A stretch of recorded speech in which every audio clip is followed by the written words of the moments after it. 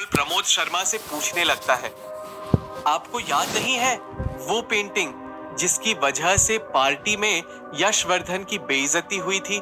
किसने आपको वो पेंटिंग दी थी? किसने? अनमोल की बात सुन प्रमोद शर्मा याद करते हुए कहता है, हाँ हाँ हाँ, पेंटिंग पेंटिंग याद आया। जैसे ही प्रमोद शर्मा कुछ कहने जाता है वो भूल जाता है कि वो कहने क्या वाला था। तभी अनमोल सामने मेज पर रखे एक पेपर और पेंसिल को उठाता है। अनमोल उस पेपर पर एक खूबसूरत औरत की तस्वीर उतारकर प्रमोद को दिखाते हुए कहता है, याद आया आपको कुछ? ऐसी ही पेंटिंग थी वो जिसे आपने उस शख्स से लिया था, प्लीज याद कीजिए। जैसे ही प्रमोद शर्मा उस पेंटिंग के बारे में याद करने जाता है उसके सर में तेज दर्द होने लगता है। प्रमोद शर्मा अपने सर पर हाथ रखते हुए कहता है, वो पेंटिंग वो पेंटिंग मुझे किसी ने दी थी। किसने दी थी मुझे? तभी दिमाग पर ज्यादा जोर डालने पर प्रमोद शर्मा चिल्ला उठता है। प्रमोद शर्मा की चीख सुनकर वो नर्स वहां दौड़ी चली आती है और प्रमोद शर्मा की हालत देख अनमोल को डांटने लगती है। क्यों सता रहे हो पेशेंट को? मैंने कहा था ना कि पेशेंट को कोई स्ट्रेस नहीं होना चाहिए। चलो जाओ यहां से। अगर इनके बेटे को पता चलेगा तो मुझे डांट खानी पड़ेगी। तुम जाओ बाबा, तुम जाओ यहां से। नर्स की बात सुन अनमोल उसे पूछता है, बेटा कहां है इनका बेटा? तभी नर्स अनमोल से कहती है, वो यहां नहीं रहता, वो बैंगलोर में रहता है। सर की हेल्थ को लेकर वो काफी स्ट्रेस्ड है। तुम जाओ यहां से वरना बखेड़ा खड़ा हो जाएगा। अनमोल विनती करते हुए उस नर्स से कहता है, बस कुछ देर और, इनसे मुझे काफी जरूरी जानकारी हासिल करनी है। बस कुछ देर के लिए। मैं इन्हें अपने दिमाग पर ज्यादा जोर नहीं डालने दूंगा, मैं वादा करता हूं। अनमोल की बात सुन वो नर्स कुछ देर सोचने लगती है। कुछ देर सोचने पर वो नर्स अनमोल से कहती है, ठीक है, सिर्फ 1 घंटा, उससे ज्यादा नहीं। अनमोल खुश होते हुए नर्स से कहता है, ठीक है, 1 घंटे से ज्यादा नहीं। इतना कहकर वो नर्स कुछ दूर जाकर बैठ जाती है। तभी अनमोल बेचैनी से टहलते हुए सोचने लगता है, आखिर कैसे याद दिलाऊं मैं इन्हें कि उस दिन इन्होंने किसके हाथ से वो पेंटिंग ली थी। तभी अनमोल की नजर उस कमरे के लकड़ी के अलमारी पर जाती है। अनमोल उस अलमारी को खोलकर देखता है जिसमें काफी सारे कपड़े और सूट रखे होते हैं। अनमोल उन सूट को देखते हुए कहता है, एक काम करता हूं, इस सूट को पहनकर प्रमोद जी के सामने यशवर्धन की एक्टिंग करता हूं, शायद इससे कुछ याद आ जाए इन्हें। तभी अनमोल उस अलमारी से एक सूट निकालकर पहन लेता है। अपनी दूसरी कोशिश करते हुए अनमोल प्रमोद शर्मा को यशवर्धन बनकर याद दिलाने की कोशिश करता है। वो उस दिन की याद प्रमोद के सामने ताजा करने की कोशिश करता है जिस दिन उसने वो पेंटिंग ली थी। उस सूट को पहनकर अनमोल सीधे प्रमोद के पास जाते हुए यशवर्धन की तरह कहता है, सो प्रमोद, मैं टाइम का बड़ा सख्त पाबंद इंसान हूं। जाओ, जाकर देखो कि वो पेंटिंग आई है कि नहीं, जाओ। अनमोल की बात सुन प्रमोद की कुछ यादें ताजा हो जाती हैं। वो अपने दिमाग पर जोर डालते हुए कहता है, यस सर, मैं अभी वो पेंटिंग लेकर आता हूं। अतीत की झलक पाकर प्रमोद को सब धुंधला धुंधला याद आ रहा होता है। तभी अनमोल प्रमोद के करीब जाते हुए यशवर्धन की तरह पूछता है, सो कौन देकर गया है तुम्हें ये पेंटिंग? क्या नाम है उसका? अनमोल की बात सुन प्रमोद याद करने की कोशिश करता है।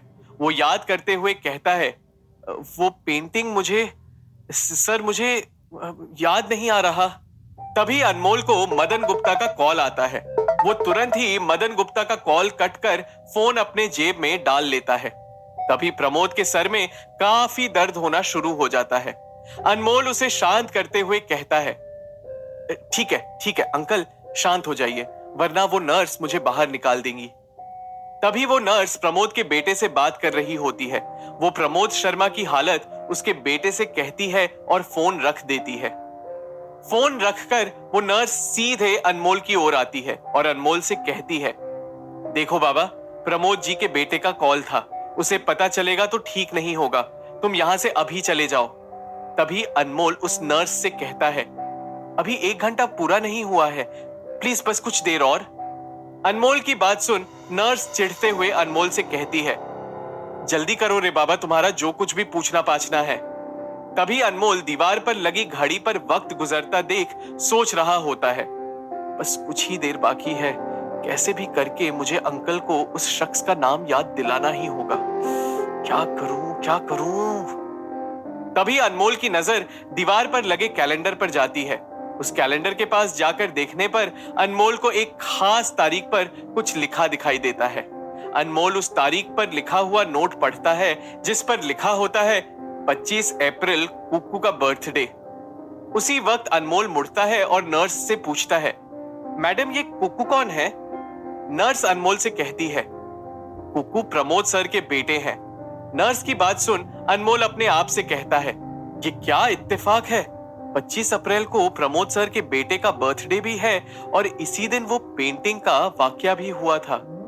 तभी अनमोल की नजर दीवार पर लगे तस्वीरों पर जाती है जहां उसे कुकू के बर्थडे की कुछ तस्वीरें दिखाई देती हैं। वो कुकू के 5वें साल के बर्थडे की तस्वीर गौर से देखता है। उस तस्वीर को देख अनमोल बाहर भागते हुए जाने लगता है। उसे भागता हुआ देख वो नर्स उससे कहती है, अरे कहां जा रहे हो गया तुम्हारा काम? अनमोल उस नर्स से भागते हुए कहता है, अभी आया मैडम, बस 5 मिनट। इतना कहकर अनमोल उस घर से बाहर निकल जाता है। अनमोल सीधे प्रमोद शर्मा के घर से निकलकर एक बड़ी सी बेकरी पर आता है। वहां वो काफी सारे केक देख रहा होता है। तभी अनमोल के पास उस बेकरी का मालिक आता है और कहता है, कहिए सर, आपको कैसा केक चाहिए?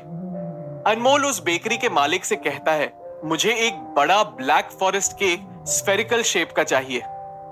तभी वो बेकरी का मालिक अनमोल को एक केक दिखाते हुए कहता है, ऐसा ही चाहिए था ना आपको? अनमोल उसे कहता है, हाँ बिल्कुल ऐसा ही। अनमोल उस बेकरी वाले से वो केक लेता है और उसके पैसे देकर सीधे वापस प्रमोद शर्मा के घर आता है। अनमोल घड़ी में वक्त देखता है कि उसके पास अभी 15 मिनट बाकी हैं। अनमोल को आता देख वो नर्स अपने सर पर हाथ मारते हुए कहती है, अरे तुम फिर आ गए। तभी अनमोल उस नर्स से कहता है, अभी मेरा टाइम नहीं हुआ है नर्स, 15 मिनट और बाकी है। अनमोल प्रमोद शर्मा के पास बैठ जाता है। प्रमोद शर्मा के सामने बैठकर अनमोल प्लास्टिक के बैग से एक बड़ा केक निकालता है। उस केक पर बड़े अक्षरों में लिखा होता है, हैप्पी बर्थडे कुकू। प्रमोद शर्मा उस केक पर नाम पढ़ता है। उस केक पर हैप्पी बर्थडे कुकू लिखा देखकर प्रमोद काफी खुश हो जाता है। अनमोल उस केक पर 5 साल की एक मोमबत्ती लगाते हुए प्रमोद से कहता है, बर्थडे नहीं मनाएंगे आप?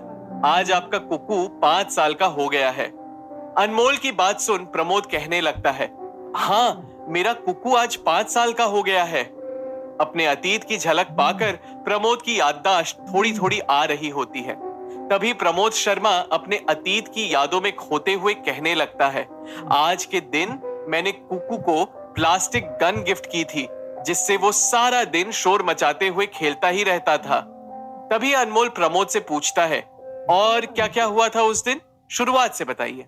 तभी प्रमोद शर्मा याद करते हुए कहता है, उस दिन मैं रोज की तरह काम पर चला गया। उस दिन यश सर के नए ऑफिस में पार्टी थी। उस पार्टी में लगाने के लिए एक पेंटिंग राघवेंद्र के पास से आने वाली थी जिसे लेकर उनका एक मुलाजिम आया था। अनमोल प्रमोद से पूछता है, हाँ, क्या था उस मुलाजिम का नाम? जैसे ही प्रमोद अपने दिमाग पर जोर डालता है वो सब कुछ भूल जाता है। वो इधर उधर देखते हुए कहता है, हाँ कौन हो तुम? अनमोल हैरानी से प्रमोद की ओर देखते हुए पूछता है, आप राघवेंद्र के उस मुलाजिम का नाम बताने वाले थे। अनमोल की बात सुन प्रमोद उसे कहता है, कौन मुलाजिम? किसका मुलाजिम? Who is Raghavendra? प्रमोद की हालत देख तभी नर्स वहां आती है और अनमोल से कहती है, तेरा 1 घंटा पूरा हो गया रे लड़के, और कुकू साहब के भी कॉल्स पे कॉल्स आए जा रहे हैं। उन्हें पता लग गया तो मेरी नौकरी तो जाएगी, इसीलिए तुम अब यहां से चले जाओ। तभी अनमोल भावुक होते हुए अपने आप से कहता है, इतना करने पर भी मुझे कुछ हासिल नहीं हुआ। क्या मेरी सब मेहनत पर पानी फिर जाएगा? क्या मेरे पापा पर लगा हुआ कलंक कभी नहीं मिट पाएगा? अनमोल भावुक होते हुए ये सब सोच ही रहा होता है कि तभी नर्स अनमोल को डांटते हुए कहती है, चलो अब जाओ यहां से, जाओ, बहुत हो गया तुम्हारा, मैं अब पेशेंट को लेकर और रिस्क नहीं ले सकती। तभी अनमोल को मदन गुप्ता का फिर से कॉल आता है। मदन गुप्ता का कॉल आता देख अनमोल चिल्लाते हुए कहता है, यार ये मदन गुप्ता भी बार बार कॉल किए जा रहा है। मदन गुप्ता का नाम सुनते ही प्रमोद उससे कहता है, मदन गुप्ता, हाँ वो मदन गुप्ता ही था जिसने वो पेंटिंग मुझे उस दिन लाकर दी थी। मदन गुप्ता का नाम सुनते ही अनमोल के होश उड़ जाते हैं। तभी प्रमोद शर्मा उसे कहता है, उस दिन कुकू का बर्थडे था, सुबह में काम पर गया और मदन जी ने मुझे गेट पर वो पेंटिंग लेने के लिए कहा था। मैंने सोचा हर बार की तरह वो पेंटिंग राघवेंद्र लेकर आएंगे, पर उस दिन वो नकली पेंटिंग राघवेंद्र नहीं बल्कि मदन गुप्ता अपने साथ लाया था। उसने काले रंग का शर्ट पहना हुआ था और सफेद रंग की पैंट। वो उस पेंटिंग को अपने साथ एक वाइट कलर की एम्बेसडर कार में रख कर लाया था। वही था, मदन गुप्ता ही था वो मुलाजिम। प्रमोद की सारी बात सुन अनमोल के पैरों तले जमीन खिसक जाती है कि जिस आदमी के पास अनमोल मुलाजिम बनकर काम कर रहा होता है, वो कभी अनमोल के पिता के पास मुलाजिम रहा करता था और उसकी गद्दारी के वजह से अनमोल के परिवार की ये दशा हुई। तभी अनमोल अपने आप से कहता है, मदन गुप्ता, तो तुम ही ने मेरे परिवार को उजाड़ा है। मदन गुप्ता की सच्चाई जानने के बाद अब क्या करेगा अनमोल? क्या अनमोल करेगा उस शख्स के पास नौकरी जिसने उसका घर उजाड़ा हो, या फिर अनमोल करेगा कुछ और? किस मोड़ ले जाएगी अनमोल को ये एंटीक्स की दुनिया? जानने के लिए सुनते रहिए आईना, सच और झूठ का, ओनली ऑन पॉकेट एफएम।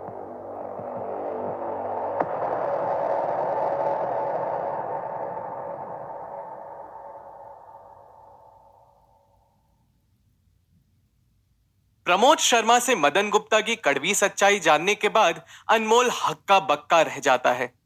अनमोल को इस सच्चाई को पचा पाना मुश्किल हो रहा होता है कि जिसके पास वो काम कर रहा है वही इंसान उसके पिता का असली गुनहगार होता है। उसी वक्त मदन गुप्ता से जुड़ी सभी यादें अनमोल के दिमाग में ताजा हो रही होती हैं कि कैसे मदन गुप्ता उसे छोटी छोटी चीजों के लिए डांटा और कोसा करता है। अपने आप को मदन गुप्ता का मुलाजिम देख अनमोल को एक घुटन सी महसूस होती है। तभी प्रमोद शर्मा हंसते हुए अनमोल से कहता है, मदन गुप्ता के उस पेंटिंग को देने के बाद ही सारा झगड़ा शुरू हुआ था। मदन गुप्ता ही है वो। प्रमोद शर्मा को इतना सब कहता देख वहां खड़ी नर्स हैरान हो जाती है। वो अनमोल से कहती है, इन्हें सब इतना याद कैसे आया? कहीं ये ठीक तो नहीं हो गए? अब क्या मेरी नौकरी से छुट्टी? नर्स हैरान खड़ी प्रमोद शर्मा को देख रही होती है। तभी अनमोल प्रमोद शर्मा से पूछता है, आपको यकीन है कि उस दिन यशवर्धन के पास मदन गुप्ता ही वो पेंटिंग देने आया था? अनमोल की बात सुन प्रमोद शर्मा इधर उधर देखते हुए कहता है, कौन मदन गुप्ता? कौन यशवर्धन? प्रमोद शर्मा की बात सुन नर्स कहने लगती है, ये कहां ठीक हुए हैं, बस अतीत की झलक पाकर उन्हें सब कुछ याद आ गया। मैं तो समझी थी कि मेरी छुट्टी हो गई, पर ये तो अब भी गजनी ही बने हुए हैं। मदन गुप्ता की सच्चाई जानने के बाद अनमोल प्रमोद शर्मा के घर से निकल जाता है। अपने दिल और दिमाग में तूफान लिए अनमोल सड़क से जा रहा होता है कि तभी अनमोल को रास्ते से चलते हुए किसी के हंसने की आवाज सुनाई देती है। वो पीछे मुड़कर देखता है जहां से वो अजीबोगरीब हंसी की आवाज आ रही होती है। जैसे ही अनमोल पीछे मुड़कर देखता है, उसे एक शराब का ठेका नजर आता है और उस शराब के ठेके पर खड़ा होता है वही शराबी जिसने अनमोल को वो जादुई आईना दिया था। उस शराबी को अजीब तरह हंसते देख अनमोल हैरान रह जाता है। तभी वो शराबी अनमोल की ओर देखते हुए कहता है, कभी कभी हम जो ढूंढ रहे होते हैं वो मिलने पर पता चलता है कि हम उसे ढूंढ ही नहीं रहे थे। और जो कभी बिना ढूंढे हमें मिल जाता है तो पता लगता है इसे हम कब से ढूंढ रहे थे। उस शराबी की बात सुन अनमोल हैरान रह जाता है। उसकी बातों से अनमोल को ऐसा लगता है मानो वो शराबी उसकी पल पल की खबर रखता हो। अनमोल उस शराबी से डरते हुए वहां से भाग जाता है। रास्ते से भागते हुए अनमोल को मदन गुप्ता का फोन आता है, जिसे वो कट करके अपने जेब में रख लेता है और सड़क से भागते हुए अनमोल सीधे अपने the great Indian antique shop की ओर निकल जाता है। जैसे ही अनमोल दुकान पर पहुंचता है, मदन गुप्ता को अपने सामने खड़ा देख उसके आंखों में खून उतर आता है, जैसे कि आज अनमोल उसे मार ही डालेगा। धीमे धीमे अनमोल मदन गुप्ता की ओर जा रहा होता है। मदन गुप्ता की ओर बढ़ते हुए अनमोल के दिमाग में काफी सारी बातें चल रही होती हैं। अनमोल मन ही मन अपने आप से बातें करते हुए कहता है, यही वो आदमी है अनमोल, जिसकी वजह से तेरे परिवार की खुशहाली खत्म हो गई। तेरे पापा को सरे आम बेइज्जती का सामना करना पड़ा, जिसकी वजह से तेरी पढ़ाई छूटी। यही है वो आदमी। तभी अनमोल की नजर पास रखे एक पत्थर की मूर्ति पर जाती है, जिसे देख अनमोल गुस्से में अपने आप से बातें करते हुए कहता है, देख क्या रहा है अनमोल? ले उस पत्थर की मूर्ति को और फोड़ दे मदन गुप्ता के सर पर और दे दे उसके गुनाहों की सजा। जैसे ही अनमोल उस पत्थर की मूर्ति की ओर बढ़ता है, वो अपने आप को रोकते हुए कहता है, नहीं नहीं, ये क्या करने जा रहा है तू अनमोल? जिस आदमी की वजह से तेरा बचपन छीन गया, तेरे सारे घर की खुशहाली छीन गई, उसे तू इतनी आसान सजा देगा? नहीं नहीं। तभी अनमोल अपने दिमाग को बदलते हुए मदन गुप्ता की ओर जाता है और उसके पास जाकर खड़ा हो जाता है। जैसे ही अनमोल मदन गुप्ता के पास जाकर खड़ा हो जाता है, मदन गुप्ता अनमोल को जोर से थप्पड़ मार देता है और गुस्से में चिल्लाते हुए अनमोल से कहता है, कहां था तू तब से? तुझे पता है आज मेरी बेटी आ रही है लंदन से, उसे लेने जाना था मुझे, और तू है कि मेरे फोन को बार बार काटे जा रहा था। हिम्मत कैसे हुई तेरी? कहां रह गया था तू? फोन क्यों नहीं उठा रहा था मेरा? मदन गुप्ता अनमोल पर पागलों की तरह चिल्ला रहा होता है, पर अनमोल उसे कुछ नहीं कहता। वो बस अपने गाल पर हाथ लगाए मदन गुप्ता को घूर कर देख रहा होता है। सीने में अपने प्रतिशोध की आग लिए अनमोल अपने आप से कहता है, ये चाटा तूने मेरे गाल पर नहीं, मेरी किस्मत पर मारा है मदन गुप्ता। चाहूं तो तुझे इसी वक्त खत्म कर सकता हूं, पर तेरा तो मैं वो हशर करूंगा कि दुनिया देखती रह जाएगी। मदन गुप्ता अनमोल की आंखों में देखता है, जहां उसे डर की जगह बगावत नजर आती है। वो अनमोल को ऊंची आवाज करते हुए पूछता है, ऐसे क्या देख रहा है तू मुझे? नेओले की तरह काट खाएगा क्या मुझे? तभी अनमोल अपने आप से कहता है, तुझ जैसे जहरीले सांप को खत्म करने के लिए मुझे नेओला बनना ही पड़ेगा मदन गुप्ता। तभी मदन गुप्ता अनमोल से कहता है, बैठ अभी दुकान पर, मुझे मेरी बेटी से मिलने जाना है, और खबरदार यहां से हिला तो आज दुकान से 11 बजे तक नहीं जाएगा तू। अनमोल को डांटते हुए मदन गुप्ता दुकान से बाहर चला जाता है। मदन गुप्ता को दुकान से बाहर जाता देख अनमोल अपने आप से कहता है, नहीं जाऊंगा इस दुकान से, जब तक कि तुझे सड़क पर लाकर खड़ा नहीं कर देता नहीं जाऊंगा। घड़ी में रात के 11 बज रहे होते हैं। वक्त को देखते हुए अनमोल कहता है, 11 बज रहे हैं और अभी तक मदन गुप्ता आया नहीं। उसी वक्त अनमोल को मदन गुप्ता का फोन आता है। जैसे ही अनमोल मदन गुप्ता का फोन उठाता है, वो उससे कहता है, दुकान तो बंद नहीं की ना तूने, या फिर मुझे ना पाकर धोखा देकर चला गया? मदन गुप्ता की बात सुन अनमोल उसे सख्ती से कहता है, मैं किसी को धोखा नहीं देता मदन जी, क्योंकि धोखा देने वालों को आने वाला वक्त नेस्तनाबूद कर देता है। आप चिंता मत कीजिए, आप ही के दुकान पर बैठा हूं, आप कहोगे तो 1 बजे तक भी बैठूंगा। अनमोल की आवाज में एक नाराजगी छुपी होती है। उस नाराजगी और गुस्से को भांपते हुए मदन गुप्ता अनमोल से कहता है, क्या बात है, बड़े गुस्से में बात कर रहा है तू? लगता है तू बुरा मान गया बेटा। ठीक है, तू अभी दुकान बंद करके चला जा और कल टाइम से दुकान पर आ जाना, ठीक है? मदन गुप्ता की बात सुन अनमोल उसे बिना कुछ कहे अपना फोन रख देता है। अनमोल दुकान बंद कर बाहर जाने ही वाला होता है, तभी उसे सलीम का फोन आता है। जैसे ही अनमोल सलीम का फोन उठाता है, सलीम उससे कहता है, हेलो अनमोल, कहाँ है तू? मुझे तुझसे जरूरी बात करनी है। अनमोल सलीम से पूछता है, जरूरी बात? मैं सुन रहा हूं। तभी सलीम उसे कहता है, वो मिट्टी का प्याला कहाँ है? वो मिट्टी का प्याला जो तूने पुरातन बाजार से खरीदा था। तभी अनमोल को याद आता है कि उसने वो मिट्टी का प्याला अपने दुकान के लॉकर में लॉक रखा है। अनमोल तुरंत चाबी से अपना लॉकर खोलता है और वो मिट्टी का प्याला देखते हुए सलीम से कहता है, वो मिट्टी का प्याला मेरे पास ही है, मेरे हाथ में है। तभी सलीम उससे कहता है, तो जल्द ही मुझे उसकी तस्वीर भेज दे, किसी को भेजना है। अनमोल सलीम से कहता है, ठीक है सलीम भाई। तभी अनमोल सलीम को उस मिट्टी के प्याले की तस्वीर भेज देता है और अपनी दुकान बंद कर वहां से अस्पताल की ओर निकल जाता है। सड़क पर निकलकर अनमोल अस्पताल जाने के लिए ऑटो में बैठ जाता है। तभी उसे सलीम का फिर से कॉल आता है। जैसे ही अनमोल सलीम का फोन उठाता है, सलीम उसे फोन पर खुश होते हुए कहता है, तेरे लिए एक खुशखबरी है अनमोल। तेरा वो मिट्टी का प्याला कोई आम मिट्टी का बर्तन नहीं है। पता है वो किसका प्याला है? बाजीराव का, जिसमें मस्तानी उन्हें शरबत पिलाया करती थी। ये मिट्टी का प्याला सालों पहले महाराष्ट्र से कहीं दूसरे स्टेट चला गया था, पर अब ये तुझे मिला है।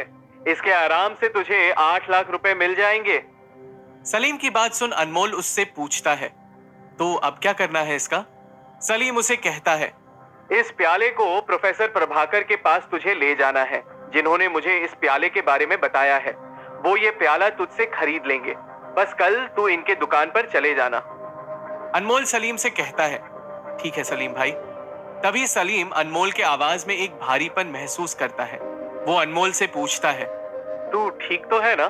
काफी सीरियस लग रहा है तू। लग ही नहीं रहा कि मैं अनमोल से बात कर रहा हूँ। अनमोल सलीम से कहता है, कुछ नहीं सलीम भाई, बस थोड़ी तबीयत खराब है। कल मिलता हूँ आपसे। इतना कहकर अनमोल फोन रख देता है। देखते ही देखते अनमोल अस्पताल अपने पिता के पास आ जाता है।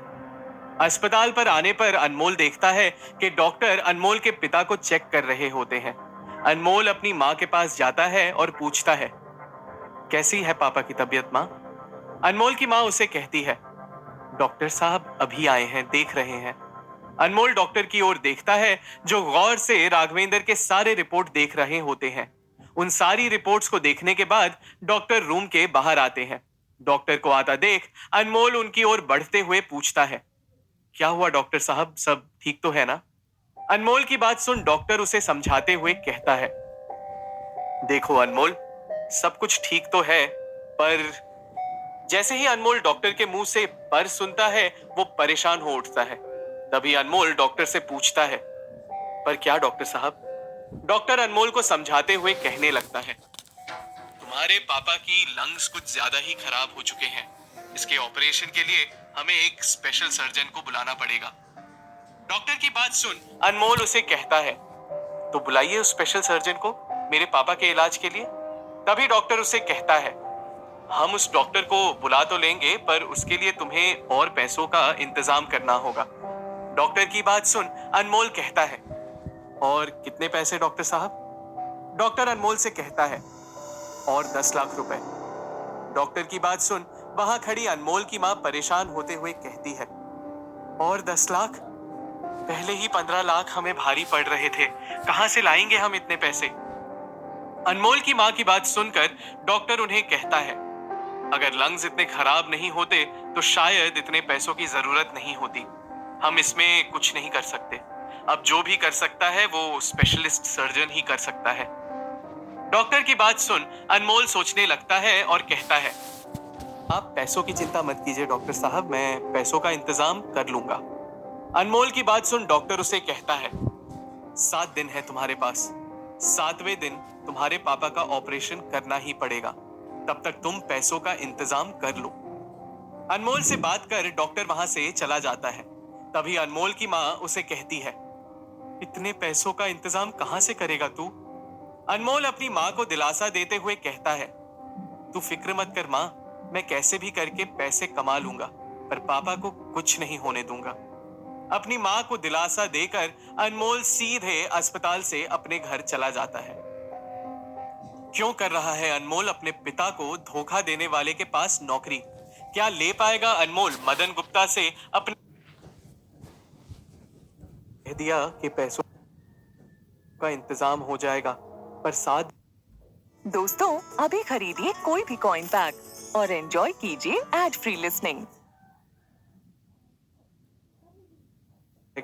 पर 7 दिन में 25 लाख कैसे? सिर पर पैसों का बोझ और दिल में अपने पिता के साथ हुई नाइंसाफी का दर्द लिए अनमोल अपने घर की ओर निकल जाता है। अस्पताल से अपने घर पर आकर अनमोल अंधेरे में अपने कमरे में बैठ जाता है। उसे अपने पिता के इलाज की चिंता खाई जा रही होती है। अनमोल अपने सामने रखे उस मिट्टी के प्याले को देखते हुए कहता है, अगर कल सच में ये मिट्टी का प्याला 8 लाख में बिक जाता है तो पापा के इलाज के लिए अच्छे पैसे जमा हो जाएंगे। ये साफ था कि पैसों की चिंता अनमोल को अंदर ही अंदर खाई जा रही होती है। वो काफी देर सोने की कोशिश करता है, पर उसे नींद नहीं आती। सुबह होते ही अनमोल उस मिट्टी के प्याले को अपने साथ लिए प्रोफेसर प्रभाकर के पास चला जाता है। अनमोल पुराने शहर के एक बड़ी एंटीक की दुकान पर आता है, जहां दुकान के बोर्ड पर लिखा होता है पारस एंटीक शॉप। उसी बोर्ड पर प्रोफेसर प्रभाकर का नाम लिखा होता है और उनके नाम के आगे लिखा होता है आर्कियोलॉजिस्ट। पारस एंटीक शॉप में घुसने से पहले अनमोल को दुकान पर लगा बोर्ड देखकर समझ आ जाता है कि प्रोफेसर प्रभाकर एक आर्कियोलॉजिस्ट हैं। अनमोल पारस एंटीक शॉप के अंदर चला जाता है। शॉप के अंदर जाते ही उसे 40 साल का एक व्यक्ति दिखाई देता है, जिसकी हल्की दाढ़ी और भूरे बाल होते हैं। वो व्यक्ति अपने चश्मा ठीक करते हुए अनमोल की ओर देखते हुए कहता है, तुम्हारा नाम ही अनमोल है ना? आओ आओ, अंदर आओ। अनमोल उस व्यक्ति के पास जाते हुए कहता है, जी मुझे सलीम भाई ने भेजा है। अनमोल की बात सुन वो व्यक्ति उसे कहता है, मेरा नाम ही प्रोफेसर प्रभाकर है। फोन पर बताया था सलीम ने मुझे तुम्हारे बारे में। कहाँ है वो मिट्टी का प्याला? क्या मैं उसे देख सकता हूँ? अनमोल अपनी थैली से वो प्याला निकालकर प्रोफेसर प्रभाकर को देने लगता है। प्रोफेसर उस प्याले को अनमोल के हाथ से बड़ी सावधानी से लेते हैं। उस मिट्टी के प्याले को प्रोफेसर अपने सामने रखी एक मशीन में रख लेते हैं और उसकी जांच करने लगते हैं। मशीन में जांच करने के बाद प्रोफेसर अपने दराज से कुछ दस्तावेज निकालते हैं और उस प्याले की तस्वीर देखते हैं। उस मिट्टी के प्याले की जांच कर प्रोफेसर काफी खुश हो जाते हैं और अनमोल को हंसते हुए कहते हैं, एक आम सी दिखने वाली चीज कैसे इतिहास के पन्नों में आकर नायाब हो जाती है। देखा तुमने? तुम्हारा ये मिट्टी का प्याला पेशवाओं के जमाने का है। मस्तानी जी इसमें बाजीराव को शरबत पिलाया करती थी। प्रोफेसर की बात सुन अनमोल उन्हें कहता है, जी कल बताया था सलीम भाई ने।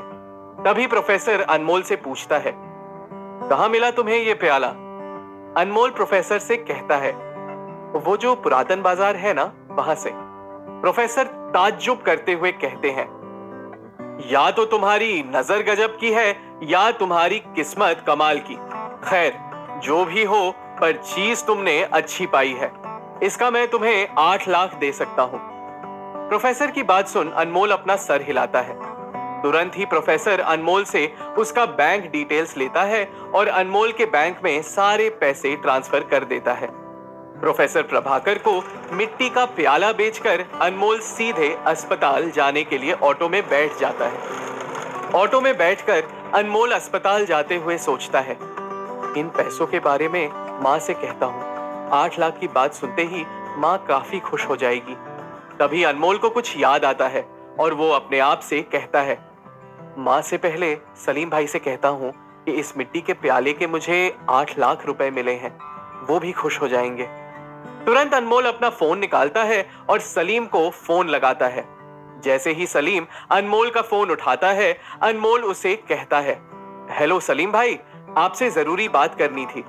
अनमोल की बात सुन सलीम उसे कहता है, सब जरूरी बात बाद में करना, पहले ये बता कि तेरा काम हुआ प्रोफेसर प्रभाकर के पास। अनमोल सलीम से कहता है, अरे सलीम भाई, वही कह रहा था मैं आपसे, पूरे 8 लाख मिले हैं उस मिट्टी के प्याले के मुझे।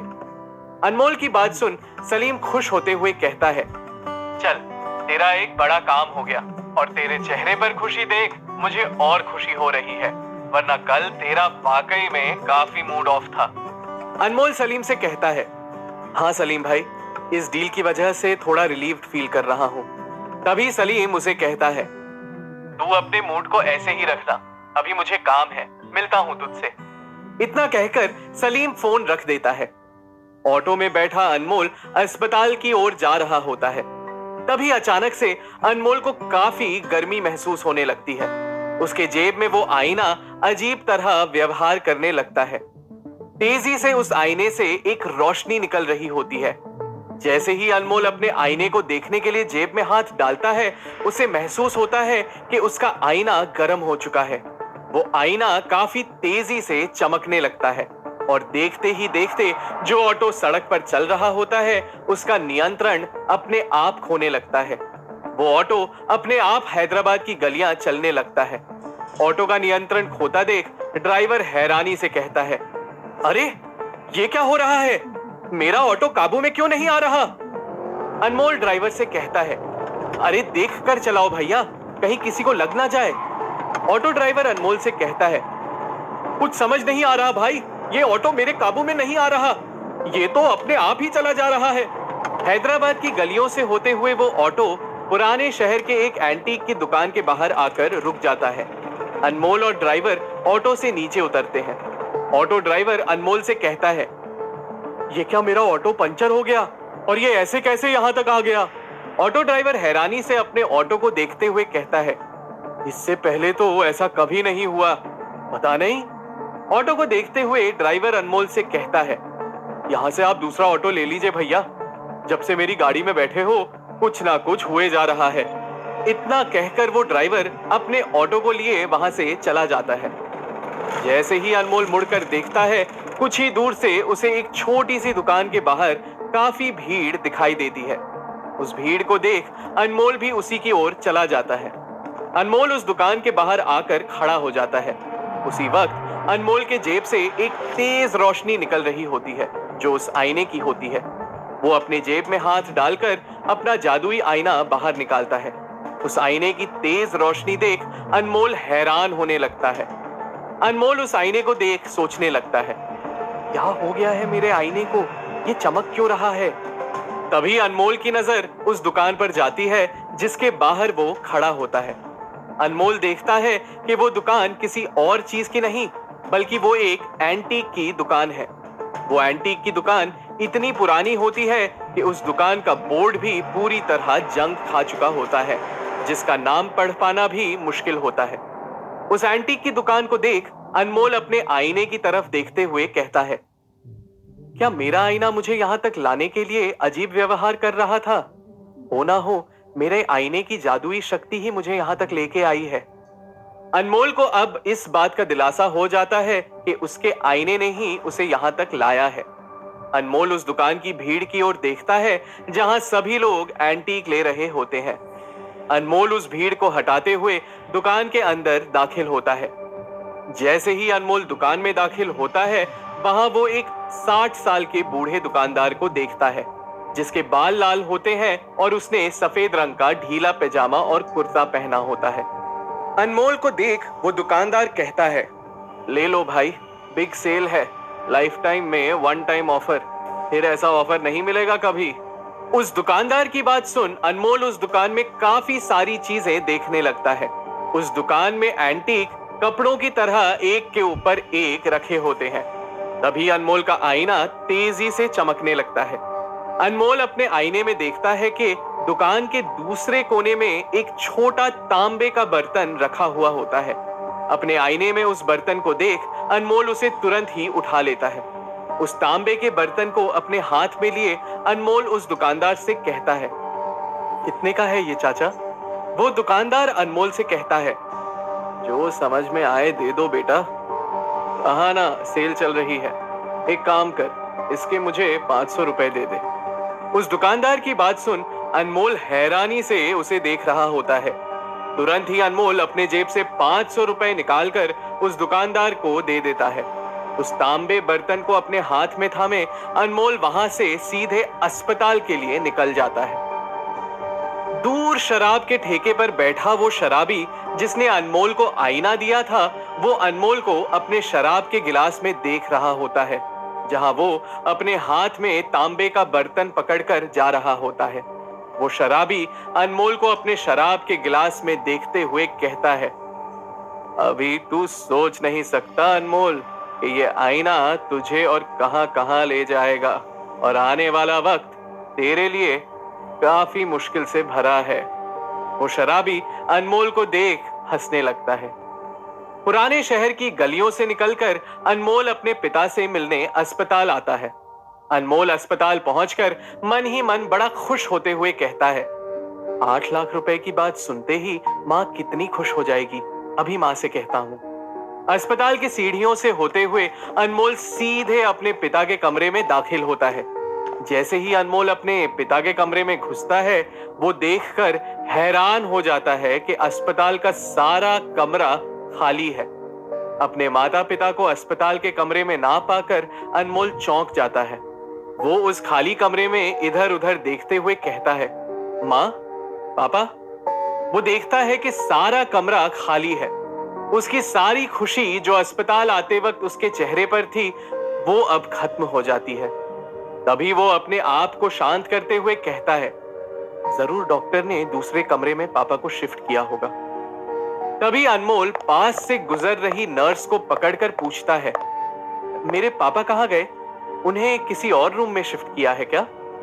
अनमोल की बात सुन वो नर्स उसे कहती है, शिफ्ट? तुम्हारे पापा को हमने कहीं शिफ्ट नहीं किया है। कोई बाहर से एक आदमी आया था और तुम्हारे मम्मी पापा को अपने साथ ले गया।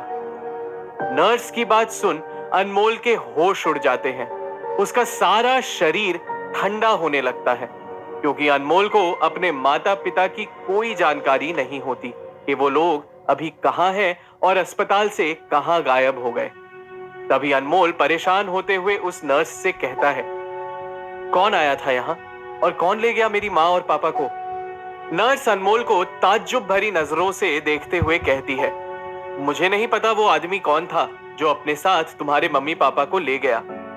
इतना कहकर वो नर्स वहां से चली जाती है। उस नर्स की बात सुन अनमोल के पसीने छूट रहे होते हैं। उसके मन में कई ख्याल दौड़ रहे होते हैं। वो डरते हुए अपने आप से कहता है, कहीं अब्बू लुलू ने तो ये नहीं किया? आखिर कौन ले गया अनमोल के पिता को अस्पताल से? क्या सच में अब्बू लुलू उन्हें वहां से ले गया या कोई और? अब क्या करेगा अनमोल इस स्थिति में? जानने के लिए सुनते रहिए आईना, सच और झूठ का, only on pocket FM.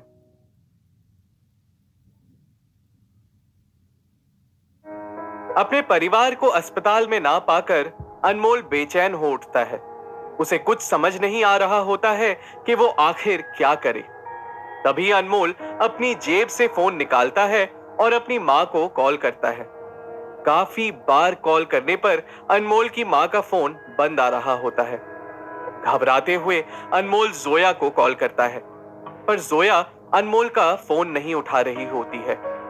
Zoya अपने घर पर आराम कुर्सी पर बैठी झूल रही होती है। राहत की सांस लेते हुए जोया अपने आप से कहती है, हे ऊपर वाले, तेरा बहुत बहुत शुक्रिया। ऐसे ही आए दिन देश में हड़ताल होती रहे और कॉलेज में छुट्टी होती रहे। आज के दिन ना तो कोई बोरिंग लेक्चर है और ना कोई भागा दौड़ी। सुकून से आज सारा दिन ऑनलाइन शॉपिंग करूंगी और 12 घंटा सोऊंगी। जोया अपने आराम कुर्सी से उठती है और अपना फोन लेने गुनगुनाते हुए अपने रूम में आती है। जैसे ही जोया अपना फोन हाथ में लेती है, उसे देख वो डर जाती है, क्योंकि उसके फोन में अनमोल के 10 मिस्ड कॉल होते हैं। उन मिस्ड कॉल्स को देख जोया की राहत की सांस अब बेचैनी में बदल जाते हैं। तभी जोया कहती है, जरूर कुछ बात है, इसीलिए अनमोल ने इतने कॉल्स किए हैं। तुरंत जोया अनमोल को कॉल करती है, जहां अनमोल अस्पताल में अपने माता पिता के बारे में पूछ रहा होता है। तभी अनमोल को जोया का कॉल आता है, जिसे वो तुरंत उठाते हुए कहता है, हेलो जोया, तू ठीक तो है? कहाँ है तू? और मेरा फोन क्यों नहीं उठा रही थी तब से? अनमोल की बेचैनी देख जोया उसे कहती है, अरे सांस ले, मैं ठीक हूँ और अपने घर पर हूँ, पर तुझे क्या हुआ? अनमोल जोया से कहता है, जोया, माँ और पापा का कहीं पता नहीं चल रहा, पता नहीं उन्हें अस्पताल से कौन लेकर चला गया। अनमोल की बात सुन जोया उसे कहती है, अरे ऐसे कैसे कहीं गायब हो सकते हैं? तूने अच्छे से पूछा? अनमोल जोया से कहता है, हाँ बाबा, पूछा, पर कौन ले गया किसी को नहीं पता। अभी यहाँ ना डॉक्टर है और ना ही रोज रहने वाला रिसेप्शनिस्ट। मुझे समझ नहीं आ रहा मैं क्या करूं। कहीं अबू लुलू ने तो या फिर यशवर्धन ने तो कुछ नहीं करवाया। तभी जोया अनमोल की बात काटते हुए कहती है, अरे ऐसा कुछ नहीं है, और तूने सलीम भाई को कॉल किया? तभी अनमोल जोया से कहता है, सलीम भाई का ही कॉल आ रहा है। जोया उसे कहती है, तू सलीम भाई से बात कर, मैं तेरे पास आती हूँ। जैसे ही जोया फोन रखती है, अनमोल सलीम का कॉल उठाते हुए कहता है, हेलो सलीम भाई, कहाँ हो आप? अनमोल की घबराहट देख सलीम उससे पूछता है, क्या हुआ अनमोल, तू इतना घबराया हुआ क्यों लग रहा है? अनमोल सलीम से कहता है, सलीम भाई, मम्मी पापा यहाँ हॉस्पिटल में नहीं है, पता नहीं कहाँ चले गए, मुझे कुछ समझ नहीं आ रहा। सलीम उसे शांत करते हुए कहता है, शांत हो जा अनमोल, शांत हो जा, मैं यहाँ बंजारा हिल्स के बाहर खड़ा हूँ, तू यहाँ जल्दी आ जा। सलीम की बात सुन अनमोल तुरंत अस्पताल से निकलकर सीधे सलीम के पास चला जाता है। अनमोल से बात होते ही जोया जल्दबाजी में बाहर जा रही होती है। उसे बाहर जाता देख जोया की अम्मी उससे कहती है, कॉलेज की छुट्टी है ना जोया, तो फिर कहाँ जा रही हो? जोया अपनी मम्मी से कहती है, वो अम्मी, मेरी एक बुक निखत के पास रह गई है, वही लेने जा रही हूँ, कुछ ही देर में वापस आ जाऊंगी मैं अम्मी। जोया की बात सुनकर उसकी अम्मी उससे कहती है, जल्दी आओ अपनी बुक लेकर। अम्मी के इतना कहने पर जोया वहां से तुरंत निकल जाती है। तभी जोया की अम्मी अपने आप से कहती है, आजकल की पढ़ाई कितनी हो गई है, कॉलेज की छुट्टी है वो दिन भी पढ़ना पड़ रहा है। रास्ते पर खड़ी जोया को अनमोल का मैसेज आता है कि वो सलीम से मिलने बंजारा हिल्स गया है। तभी जोया सड़क पर खड़ी ऑटो टैक्सी ढूंढ रही होती है, पर शहर में हड़ताल होने के कारण उसे कोई टैक्सी या ऑटो नहीं मिलता। तभी जोया अपना सर ऊपर करते हुए कहती है, हे खुदा, ये क्या गलीज हड़ताल हो रही है। हड़ताल ये करते हैं और मुसीबत आम जनता उठाती है। अब कैसे पहुंचूंगी मैं अनमोल के पास? तभी रास्ते पर जाते हुए एक बाइक वाले लड़के से जोया लिफ्ट मांगती है। वो लड़का जोया को देख तुरंत अपनी बाइक रोक लेता है। जैसे ही वो अपना हेलमेट निकालता है, जोया उसे देखकर अपना सर पीट लेती है, क्योंकि वो लड़का कोई और नहीं बल्कि अब्बास होता है। अब्बास अपनी बाइक मोड़कर जोया के पास आता है। वो जोया को देख कहता है, अरे जोया बेगम, आप यहाँ क्या कर रही हैं? जोया अब्बास से कहती है, वो मुझे बंजारा हिल्स अपनी फ्रेंड के पास जाना है, वो काफी बीमार है, आप मुझे छोड़ देंगे? अब्बास जोया से कहता है, बंजारा हिल्स क्या? आप कहो तो मैं आपको बगदाद छोड़कर आ जाऊं, बैठो मेरी गाड़ी पे। जोया अब्बास के पीछे बैठ जाती है और वहां से बंजारा हिल्स निकल जाती है। अनमोल सलीम के पास बंजारा हिल्स पहुंचता है, पर वहां पहुंचकर अनमोल देखता है कि सड़क पर खड़ा सलीम दिन की धूप में बड़े शांत स्वभाव में गन्ने का शरबत पी रहा होता है। अनमोल तुरंत ही सलीम के पास आते हुए कहता है, चलिए ना सलीम भाई, मेरे पापा को ढूंढते हैं, पता नहीं कहां होंगे। अनमोल की बात पर सलीम ज्यादा गौर नहीं करता और कहता है, एक मिनट अनमोल। सलीम अपने जेब में हाथ डालकर गन्ने की बंडी वाले से कहता है, कितना हुआ भाई आपका? 20 रुपए। सलीम अपने जेब से पैसे निकालकर उस गन्ने वाले को दे देता है और अनमोल से कहता है, तू पिएगा गन्ने का शरबत या पानी पूरी खाएगा? इतना कहकर सलीम सामने चाट के दुकान पर जा रहा होता है। सलीम को इतना बेफिक्र देख अनमोल उसे ताज्जुब भरी नजरों से देख रहा होता है और पुकार कर सलीम से कहता है, मेरे माँ बाप गायब हैं और आपको चाट और गन्ने की शरबत की सूझ रही है, क्या हो गया है आपको? सलीम रुककर अनमोल को देखता है और उसका हाथ पकड़कर सामने बनी हुई महल जैसी एक बड़ी सी इमारत में ले जाने लगता है। अनमोल सलीम से कहता है, अरे कहाँ ले जा रहे हो सलीम भाई मुझे इस पैलेस के अंदर?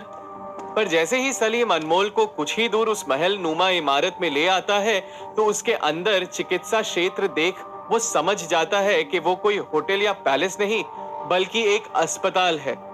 तभी अनमोल की नजर अस्पताल में लगे हुए बोर्ड पर जाती है जिस पर लिखा होता है विरिंची हॉस्पिटल। सलीम सीधे अनमोल को अस्पताल के एक कमरे के बाहर ले जाता है। अनमोल सलीम से कहता है, अरे इस हॉस्पिटल में मुझे क्यों लाए हो सलीम भाई? तभी सलीम कहता है, कमरे के अंदर देख।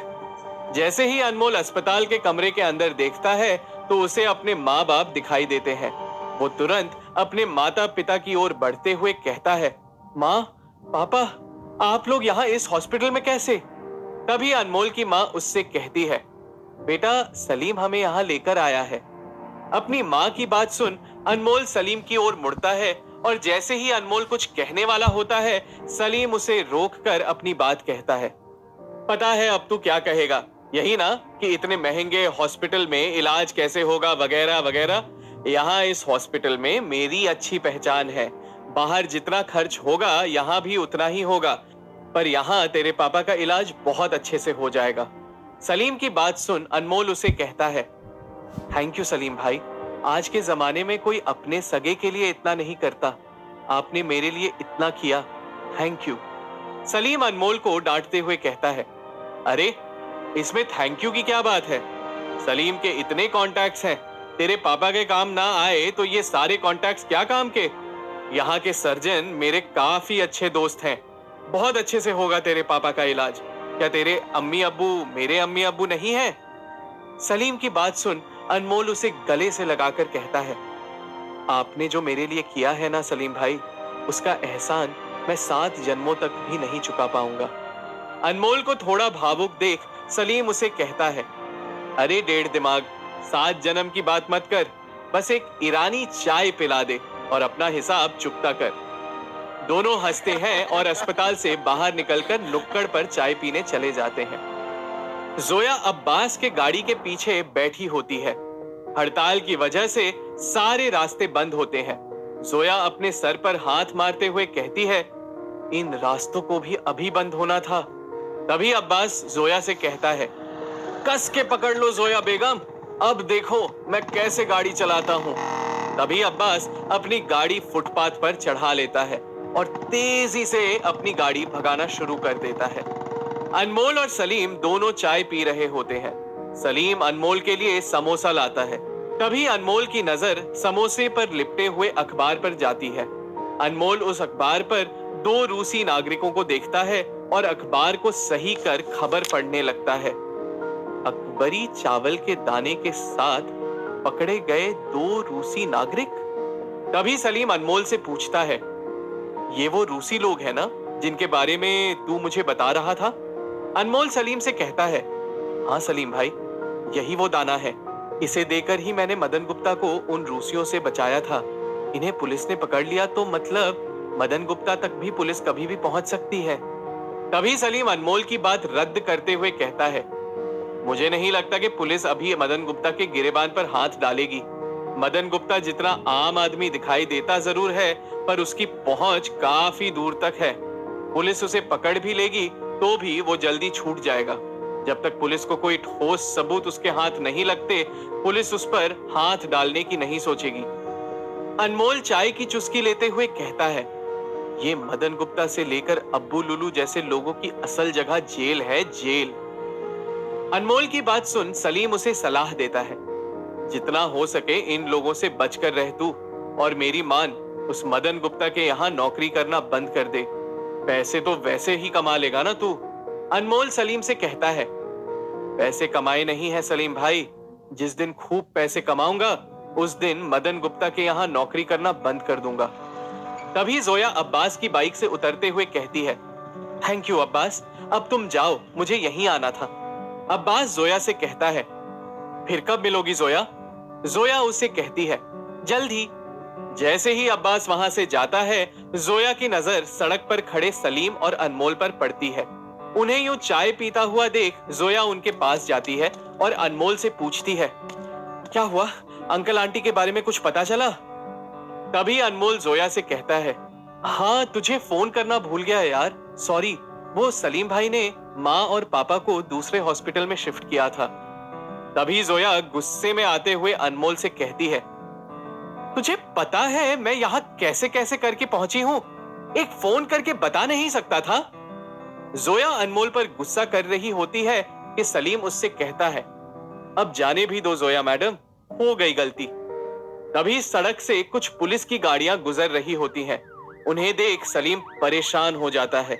उसी वक्त सलीम को काफी सारे कॉल्स आते हैं, जिसे देख वो और परेशान हो जाता है। तभी सलीम कतराते हुए अनमोल से कहता है, मुझे कुछ जरूरी काम याद आ गया है अनमोल, मैं तुम लोगों से बाद में मिलता हूं। इतना कहकर सलीम पुलिस की गाड़ियों को देख बेचैन होते हुए वहां से जाने लगता है। पुलिस की गाड़ियों को देख आखिर क्यों व्याकुल हो उठा सलीम? पुलिस को देख सलीम जैसे ही जोया और अनमोल के बीच से चला जाता है, उसे देख जोया अनमोल से पूछती है, ये सलीम भाई ऐसे जल्दबाजी में क्यों चले गए? कुछ बात है क्या? तभी अनमोल जोया को समझाते हुए कहता है, अरे कोई बात नहीं है, काफी सारे कॉन्टैक्ट्स हैं, कहीं किसी ने बुलाया होगा, कुछ काम वाम होगा। तू सलीम भाई का छोड़, अपना बता, किसके साथ आई है तू यहाँ? अपने होने वाले शौहर के साथ? अनमोल की बात सुन जोया गुस्से में आते हुए कहती है, जान ले लूंगी तेरी, तेरी वजह से मुझे उस अब्बास के साथ यहाँ आना पड़ा। अनमोल जोया से माफी मांगते हुए कहता है, माफ कर दे जोया, गलती हो गई। तभी जोया की नजर अनमोल के थैली पर पड़ती है। उसे देखकर जोया अनमोल से पूछती है, इस थैली में क्या है? क्या छुपा रहा है? जोया के सवाल पूछते ही अनमोल को कुछ याद आता है। अरे, इस थैली में तो तांबे का बर्तन है, मुझे इसे सलीम भाई को बताना था। अनमोल की बात सुन जोया उससे पूछती है, तो बताना था ना सलीम भाई को, क्यों नहीं बताया? अनमोल जोया से कहता है, अरे बताने ही वाला था, पर वो तो ऐसे जल्दबाजी में चले गए। जोया अनमोल से कहती है, अरे कोई बात नहीं, कल बता देना, ठीक है? और पहले ये बता कि अंकल की तबीयत कैसी है अभी? जोया की बात सुन अनमोल परेशान होते हुए उसे कहता है, तबीयत काफी नासाज है पापा की, जल्द ऑपरेशन करना पड़ेगा, अभी ऑपरेशन के लिए 8 लाख कम है मेरे पास। अनमोल की बात सुन जोया उसका हाथ थाम लेती है और उसे दिलासा देते हुए कहती है, तू कर लेगा पैसों का इंतजाम, मुझे तुझ पर पूरा भरोसा है। जोया का मुस्कुराता चेहरा अनमोल को एक नई ऊर्जा दे रहा होता है। तभी अनमोल जोया की चुटकी लेते हुए उसे कहता है, तू सच बोल, अबू लुलू का नाम सुनकर तू तो डर गई थी ना? जोया अनमोल से कहती है, डर? वो भी उस टुंडे अब्बू लुलू से? एक बार बस मेरे हाथ लग जाए तो वो मुझसे डरेगा, पता नहीं कहां बैठा होगा टुंडा कहीं का। अबू लुलू शराब की बोतल अपने मुंह से लगाए पी रहा होता है। अल्ताफ और विशाल उसे चुपचाप देख रहे होते हैं। तभी अबू लुलू अपनी बोतल पटक कर कहता है, ऐसा शिकार करूंगा उस अनमोल का कि दुनिया याद रखेगी। अल्ताफ अब्बू लुलू के आंखों में देखकर कहता है, पर असगर भाई ने तो कहा है कि उससे दूर रहने के लिए। विशाल की बात सुन अब्बू लुलू उसे जोश में कहता है, असगर भाई का भी वक्त आएगा, चारा बनेंगे मेरे प्यारे असगर भाई और शिकार होगा अनमोल। ये कहकर अब्बू लुलू पागलों की तरह हंसने लगता है। उसकी हंसी के बीच विशाल उसे कहता है, तो क्या आप असगर भाई से बगावत करेंगे? अब्बू लुलू उसे कहता है, बगावत नहीं, पूरी तरह खत्म करना चाहता हूं मैं असगर भाई को, ताकि पूरे हैदराबाद के इलीगल एंटीक पर मेरा कब्जा हो। अब्बू लुलू और पागलों की तरह हंसते हुए शराब पीने लगता है। जोया और अनमोल पैदल चलते हुए पुराने शहर आते हैं। तभी जोया अनमोल से कहती है, चल मैं यहां से घर चली जाती हूँ, अपना और पापा का ख्याल रखना। अनमोल जोया से कहता है, तू भी अपना ख्याल रख, मेरा भी टाइम हो रहा है, वक्त पर नहीं पहुंचूंगा तो मदन गुप्ता को तू जानती ही है। अनमोल की बात सुन जोया उसे कहती है, जल्दी निकल वरना तेरी बीवी तुझ पर चिल्लाएगी। जोया की बात सुन अनमोल के चेहरे पर एक मुस्कान आ जाती है। वो तुरंत वहां से अपने हाथ में तांबे का बर्तन थामे भागना शुरू कर देता है। अनमोल अपनी दुकान पर आता है। अनमोल को दुकान पर दाखिल होता देख मदन गुप्ता घड़ी पर वक्त देखते हुए अनमोल से कहता है, आज भी 20 मिनट देरी से आए हो, क्या बात है, काम करना है कि नहीं? मदन गुप्ता की बात सुन अनमोल भी तैश में कहता है, हड़ताल तो मैंने नहीं लगाई है ना सेठ जी, शहर में आने जाने के सभी रास्ते बंद हैं, इसीलिए देरी हो गई। अनमोल के बदले तेवर देख मदन गुप्ता थोड़ा हैरान हो जाता है। वो अपना चश्मा ठीक करते हुए अनमोल से कहता है, ठीक है, जा अपनी जगह पर जाकर बैठ जा। अनमोल अपनी जगह पर जा रहा होता है। तभी मदन गुप्ता की नजर अनमोल की थैली पर जाती है, जिसमें से उसको तांबे का बर्तन दिखाई देता है। मदन गुप्ता अपनी जगह से उठता है और अनमोल के पास जाता है। अनमोल के पास जाकर मदन गुप्ता उसके तांबे के बर्तन को देखते हुए कहता है, ये क्या है, दिखा मुझे। मदन गुप्ता के कहने पर अनमोल वो तांबे के बर्तन को मदन गुप्ता के सामने रख देता है। मदन गुप्ता उस तांबे के बर्तन को बड़े गौर से देखते अपने मन में कहता है, ये तो निजाम के जमाने का बर्तन है, इसके पास कहां से आया? इसकी कीमत कम से कम 10 लाख की तो है। मदन गुप्ता अनमोल को हैरानी से देखते हुए उससे पूछता है, ये बर्तन कहां से आया तेरे पास? तभी अनमोल मदन गुप्ता से कहता है, चौ मोहल्ला पैलेस के पीछे जो एक छोटी सी एंटीक शॉप है, वहां से मैंने इसे खरीदा। अनमोल की बात सुन मदन गुप्ता अपने चेहरे पर एक झूठी हंसी हंसते हुए कहता है, एक काम करेगा बेटा, ये बर्तन मुझे दे दे, इसकी बिक्री का 10% मैं तुझे दे दूंगा। अनमोल मदन गुप्ता से कहता है, मुझे 10% की कोई जरूरत नहीं है। अनमोल की बात सुन मदन गुप्ता उसे कहता है, अरे क्या करेगा इस बर्तन का, ठीक है तू 20% ले ले। अनमोल उसे कहता है, मैं इसमें रोज पानी पीऊंगा और इसे 90% पर भी नहीं बेचूंगा। अनमोल की बात सुन मदन गुप्ता गुस्से में आते हुए कहता है, बहुत चर्बी चढ़ गई है तुझे, कह रहा हूं ये तांबे का बर्तन मुझे दे दे। उसी वक्त मदन गुप्ता के दुकान का दरवाजा खुलता है और सामने से उनकी ओर प्रोफेसर प्रभाकर चला आ रहा होता है। प्रोफेसर प्रभाकर को अपनी दुकान में देख मदन गुप्ता हैरान हो जाता है और मन ही मन कहता है, प्रोफेसर प्रभाकर जी मेरी दुकान में आए हैं, क्या बात है, मेरी दुकान का लगता है नाम हो रहा है मार्केट में। प्रोफेसर प्रभाकर अपना हाथ बढ़ाते हुए आगे आते हैं। मदन गुप्ता भी अपना हाथ आगे बढ़ाता है, पर प्रोफेसर प्रभाकर मदन गुप्ता के हाथ को नजरअंदाज करते हुए अनमोल से हाथ मिलाते हुए कहते हैं, हेलो अनमोल, कैसे हो तुम? इस नजारे को देख मदन गुप्ता दंग रह जाता है। उसे यकीन नहीं होता कि प्रोफेसर प्रभाकर अनमोल को जानते हैं। वो धीमी आवाज में प्रोफेसर से पूछता है, आप इसे जानते हो? प्रोफेसर प्रभाकर मदन गुप्ता से कहता है, हाँ मैं अनमोल को अच्छे से जानता हूं, एक बार हुई थी इनसे मुलाकात, काफी होशियार लड़का है। प्रोफेसर प्रभाकर की बात सुनकर मदन गुप्ता झूठी हंसी हंसते हुए कहता है, हाँ ठीक कहा आपने। तभी प्रोफेसर प्रभाकर दोनों से कहता है, मैं यहां से गुजर रहा था और अनमोल को यहां दुकान में घुसते देखा और बाहर मैंने सुना आप लोग किसी तांबे के बर्तन की बात कर रहे थे। तभी अनमोल प्रोफेसर प्रभाकर से कहता है, जी प्रोफेसर, मैं यहाँ काम करता हूँ, ये देखिए ये रहा वो तांबे का बर्तन। प्रोफेसर प्रभाकर उस तांबे के बर्तन को देखते हुए कहता है, इट्स मार्वेलस, ये तो एकदम नायाब एंटीक है, कहां से मिला तुम्हें ये? अनमोल प्रोफेसर से कहता है, जी चौ मोहल्ला पैलेस के पीछे एंटीक वाली दुकान में। अनमोल की बात सुन मदन गुप्ता उसे पूछता है, क्या वहां और भी नायाब एंटीक्स हैं? मदन गुप्ता का सवाल सुनकर प्रोफेसर उसे कहता है, आपको क्या लगता है मदन जी, अगर वहां कोई और नायाब चीज होती तो अनमोल की आंखों से बच पाती? प्रोफेसर की ये बात मदन गुप्ता नहीं समझता और अनमोल से कहता है, मैं एक बार और वहां जाकर एंटीक देखूंगा। अगर ये वहां से ले सकता है तो मैं भी वहां से बहुत कुछ ला सकता हूँ। इससे पहले कि वो दुकान बंद हो जाए मैं वहां जाकर आता हूँ। दुकान का ख्याल रखना। इतना कहकर मदन गुप्ता वहां से जल्दबाजी में निकल जाता है। तभी प्रोफेसर अनमोल से कहता है, ओ तो तुम मदन गुप्ता के पास काम करते हो।